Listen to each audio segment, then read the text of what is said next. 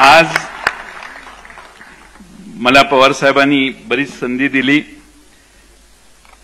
7 वर्षाचा कालावधी दिला। शेवटी पक्षाने नव्या चेहऱ्यांना संधी देणं आवश्यक आहे। मी या निमित्तानं तुमच्या सर्वांच्या देखत एवढीच साहेबांना विनंती करेन, ऐका माझं भाषण, मला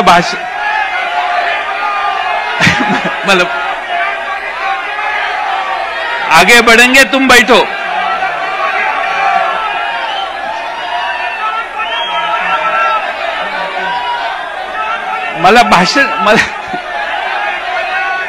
तुम बैठो, तुम्ही बसा, खाली बसा, नाना खाली बसा, खाली बसा, खाली बसा, नाशिककरांनी खाली बसावं।